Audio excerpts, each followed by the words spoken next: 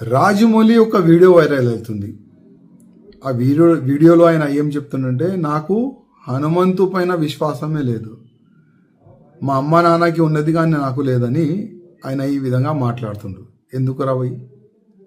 విశ్వాసం నీకు లేదు కానీ అదే ధర్మం పట్ల, అదే దేవుళ్ళ పట్ల మూవీస్ తయారు చేయాలి, కోట్ల రూపాయలు సంపాదించుకోవాలి. అసలేంది నీ ప్లాన్ ఏంది? నీ ఆలోచన ఏంది? అంటే ఆల్రెడీ ఇంకొక మూవీ తీస్తున్నావు వారణాసి, దాంట్లో మహేష్ బాబుకి తీసుకున్నావు.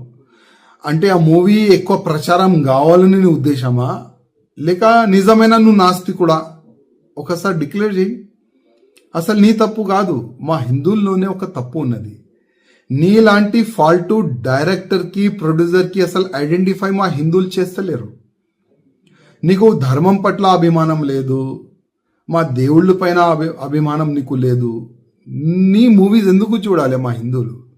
బాహుబలి మూవీ తీసినావు, ఆ ప్రభాస్తోని శివలింగం లేపట్టినావు, దాంట్లో కోట్ల రూపాయలు సంపాదించుకున్నావు ఆ మూవీతోని, ఫస్ట్ పార్ట్ సెకండ్ పార్ట్తోని.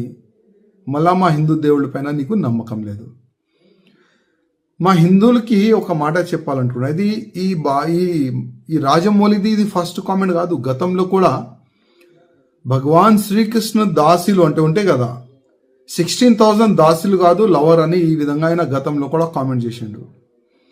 మళ్ళా నాకు రాముడి పైన విశ్వాసం లేదు, రాముడి స్టోరీ బోరింగ్ స్టోరీ అని కూడా ట్వీట్ కూడా గతంలో చేసిండు. ఇప్పుడు హనుమంతు పైన కామెంట్ చేసిండు. నా హిందువులారకి ఒక నివేదిక చేస్తున్నా, ఇట్లాంటి ఫాల్తూ డైరెక్టర్, ఫాల్తూ ప్రొడ్యూసర్ పైన కంప్లైంట్ ఇవ్వండి. ఇట్లాంటి వ్యక్తులకి జైల్లో పడేస్తే అర్థమవుతుంది, హిందూ దేవుళ్ళ పైన కామెంట్ చేస్తే అసలు ఏమవుతుంది నా గతి అని ఈయనకి అర్థమవుతుంది. అదేవిధంగా ఈ ఫాల్తూ డైరెక్టర్, ప్రొడ్యూసర్ తీసిన మూవీ ఎవరు కూడా చూడకండి. మనం చూస్తాం కోట్ల రూపాయలు, 100 కోట్ల రూపాయలు, 1000 కోట్ల రూపాయలు ఈయనకి సంపాదించిస్తాం. అందుకోసం ఈ నాస్తికుడు మన ధర్మం పైన ఏ నోరుకొస్తే అది కామెంట్ చేస్తుండ్రు. అందుకోసం మన హిందువులకి కొద్దిగా అర్థం కావాలి, మన ధర్మం పైన, మన దేశం పైన, మన సమాజం పైన ఎవరైనా తప్పుగా కామెంట్ చేస్తే ఆయన గతి ఏమవుతుంది, కొద్దిగా మన హిందువుల్లో ఒక అవేర్నెస్ వచ్చే ఇప్పుడు అవసరం ఉన్నది.